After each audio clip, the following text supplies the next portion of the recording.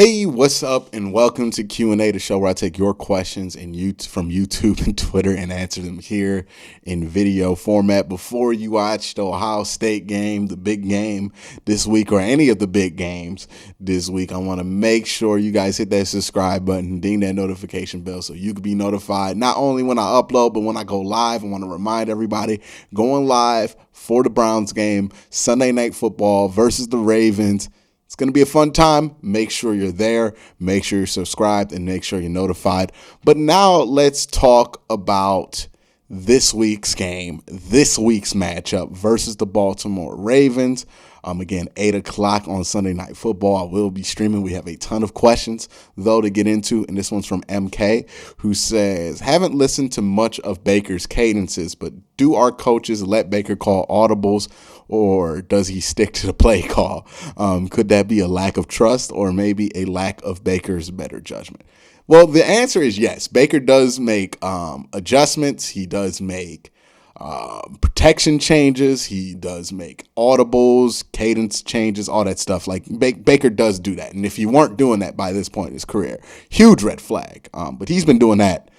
He's been doing that since his rookie year, making audibles, checking in and out of plays. There is a question of if he is good at checking in and out of plays. Sometimes I feel like he checks into a run when he shouldn't.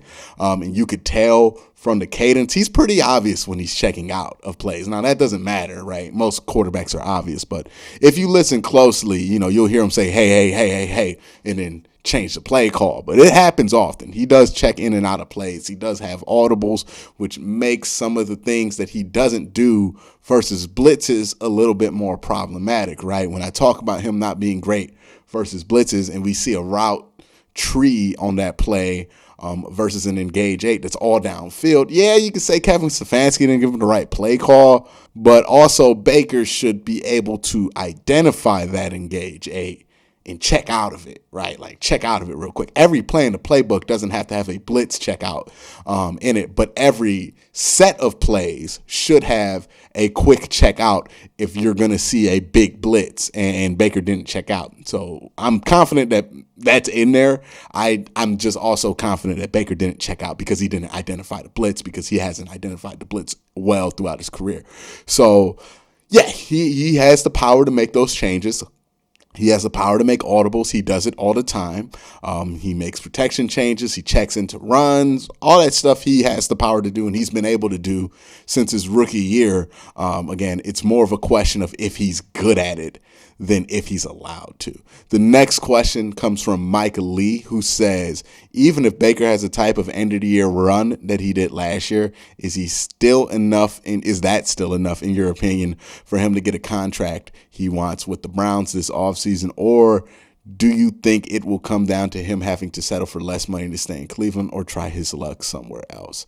I don't think there's going to be a Baker Mayfield contract talk this year in the offseason. Regardless, if he wins the Super Bowl or almost gets to the Super Bowl or something like that, yeah, you're going to have more contract talks, because that would then be like a 10-game sample size, which would seem reasonable enough, right?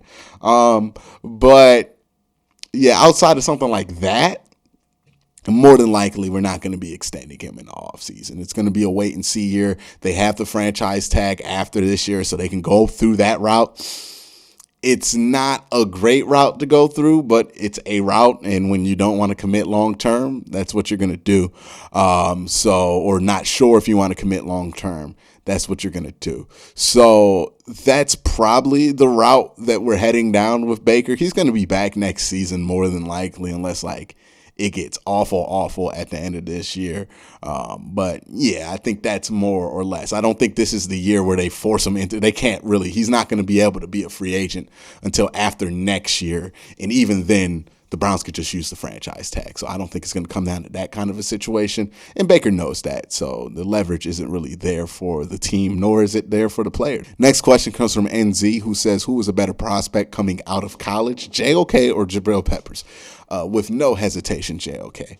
JOK is a much better prospect than Jabril Peppers was, a much better player than Jabril Peppers was. Again, a lot of what you were trading on with Jabril Peppers and his tape coming out of Michigan, and we all know how Michigan prospects are. You kind of bet on them being better than they were at Michigan because they're not well coached. They're not in a good program or a power pro program like Alabama, or you could say Ohio State or LSU or one of those schools that constantly produce pro athletes. Michigan's not like that. So, you kind of trade more on potential. JOK's tape wasn't about potential. Like, the potential's there because he's an amazing athlete, but it was about the plays that he made on a consistent basis throughout his entire career at Notre Dame. So yeah, he's different than Jabril Peppers, and I honestly think he's a much better prospect, like miles better prospect than Jabril Peppers. Not saying Jabril's a bad player; he's a decent enough player, but not even close to the prospect I think JOK can become. Wyatt Trevor with a question says, hey, Q, do you think Jarvis is getting tired and frustrated with how he's not being targeted? And when he does, it's rare that it's a good pass. That's been especially true the last few weeks. This seems like something similar to Odell. Not the same, of course. Hope you have a great day. Yeah, look, I know that people don't like to hear this, but the truth sometimes is just hard to hear, and you got to hear it. The issues that Odell had with the offense that led to all the wild stuff at the end of this are not unreasonable, right? If you feel like you are a great football player, which most NFL athletes do, but especially star caliber NFL athletes do, and you want them to feel like they can change the game, because otherwise you don't really have a star athlete, because the mindset comes with it. But also with that mindset that makes them think, hey, I can contribute. I can help us win. And when you're not winning and that player isn't contributing, they're going to be frustrated, right? If you were at work and you felt like you were the best insert whatever position at work and they weren't utilizing you properly to make a goal happen, but yet every week you're getting yelled at about your team not completing a goal that they won't help you fix, you would be frustrated too. So what they have been doing in this offense, just the lack of featuring the wide receivers, the lack of putting wide receivers out there, and the lack of getting balls into the hands of wide receivers, into playmakers, is something that is going to drive wide receivers crazy, especially good ones. Bad ones are just going to be happy to be in the NFL. Good ones, they want the ball, and they're not wrong for wanting the ball, right? We shouldn't vilify any wide receiver that wants the ball, and he should get the ball. I mean, this offense hasn't looked better, and you can't tell me with a straight face you think the offense would be worse if Jarvis got the ball more, because it's ridiculous, because the offense already looks like Duke, and he's not getting the ball. So give him the ball, it might look a little better. Maybe it's time to change some things up. That's been my main gripe with the offense. But yeah, it's looking similar to the situation they had with Odell, and they're going to have more Odell situations pop up if this is how they continue to do business, because this is not a proper way to handle wide receivers in an NFL offense. It's just not. And unless you're winning every game, they're not going to be cool with it. The next question comes from Rendall, who says, do you think we will actually try and run away with any of the concepts that Miami used against the Ravens? I haven't seen our defense adapt wildly this much outside of the Tennessee game last year, running 5 linemen. Happy Thanksgiving, Q. I don't think that they're going to zero blitz the Baltimore Ravens all game. Nor do I think they should. I know that's the new Lamar, what do they call it? The Lamar stopper this week is people think it's the zero blitz. Look, man, when it comes to these solutions versus Lamar Jackson, people are selling you snake oil. Like, not you specifically, Randall, but like people in general. When they talk about Lamar Jackson, they say, oh, this is what stopped Lamar Jackson. I want us to stop and think over the last 3 years, how many different defensive concepts were the Lamar Jackson stopper? it was quarters, and then it was nickel packages, and then, hey, no. Look what the Chargers did. It's dime packages, and then it's a dime package with a spy. That's the Lamar stopper, and then that gets busted. And then it turns into two-man. That's the Lamar stopper. Mush the rush, two-man, cover everybody. That's going to stop Lamar, and then he kills that. And then now, a couple of teams have had success zero blitzing him, and people think that's the solution. I don't think that's going to be the solution. I'm just going to say, after seeing 8 other defensive concepts be touted as the Lamar stopper, I don't think this is going to be the one that ends his career, right? So I don't think zero blitzing is going to be the best ideal. They have had a good enough amount of time to kind of game plan against somebody who wants to do that. Lamar is more than capable of standing in there in the blitz and being able to fire the ball off quickly. And quite frankly, the Browns don't tackle, nor do they cover in short field well enough to get away with a bunch of zero blitzes. So no, I don't think they should do that, and I don't think they will do that. I think they'll probably try to contain him in the pocket and try to get him behind the sticks. I don't know if they're going to blitz aggressively like that, because, again, to blitz aggressively like that, you have to have real faith in your safeties to not blow coverage over top just in case. And if there is a team in the NFL that should have no faith in their safeties to cover over top, 1, it's the Baltimore Ravens, 2, it's the Pittsburgh Steelers, and 3, it's the Cleveland Browns. All 3 of these teams have no faith in their safeties covering over top. And the Browns should not include themselves in a team as a team that can be able to do that, because we have learned violently that this team cannot cover over the top well. And if you're just going to give them that, I don't know how that's going to work out. This next question comes from Jerome Saint, who says, why doesn't Nick Chubb get the carries that other elite running backs get? Henry, Jonathan Taylor, etc. His season high is 22, and that's in a game without Kareem Hunt. I know you want him to be fresh, but feed your best offensive players. Oh, man. Well, here's the thing why Nick Chubb doesn't get a ton of carries, even when Kareem Hunt's out there, right? And we're going to talk about when Kareem Hunt's out there, because the other answer to that is obviously Kareem Hunt, right? He cuts the carries in half for Nick Chubb, but I don't think that's what he's saying. I think he's saying even when not Nick Chubb, but Kareem Hunt isn't there, Nick Chubb doesn't get those big carries that other teams get. Well, for this year, I'll say this. Part of the reason he hasn't gotten a ton of carries is, yes, he'll break off those 20-yard runs. He'll even break off a 70-yarder. But if you go back and if you pay attention during the game this week, I want you to pay special attention during this. But if you even go back and watch some of those other games, go back and watch the Detroit game, outside of those big runs, what are those other run chunks looking like? And what you'll see is a lot of 2-yard runs, a lot of 3-yard runs. And this year, more than it's been in years past, some runs that are going for negative yards.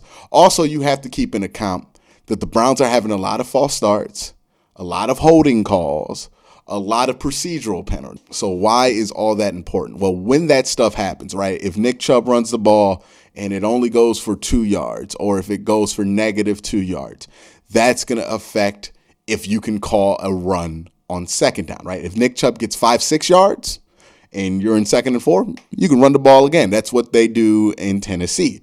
But since the Browns don't play clean football and Nick Chubb isn't getting the same consistent chunks that he was, despite getting around the same averages per game because he's good to break off a big run,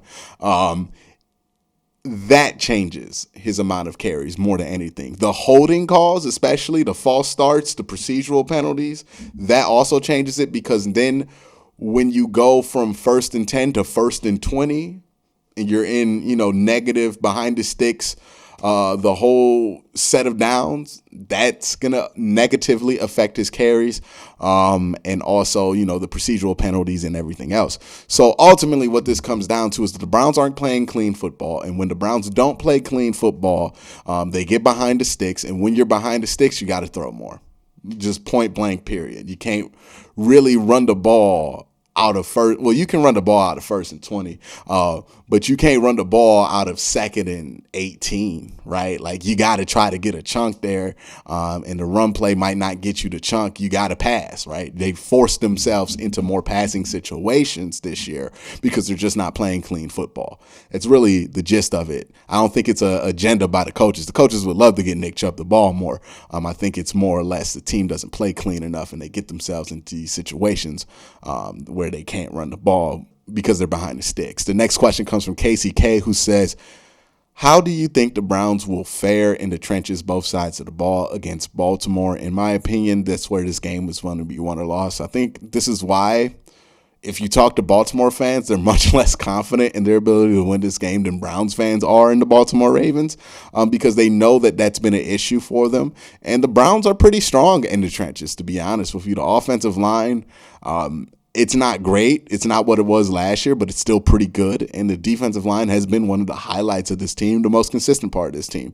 So if it comes down to the trenches, I actually do feel good about the Browns' ability to win this game just because, that's where we're strong, right? That's where we're strong and consistent. Now, again, I just talked about all them penalties, the procedural ones. We don't play clean on our offensive side of the ball. That's where I have the more issues or the more concerns with the trench battle is on the Browns offense. But, defensively, yeah, we do have a lot of things that we can do on the defensive side of the ball with just our front four that could cause some problems for Baltimore.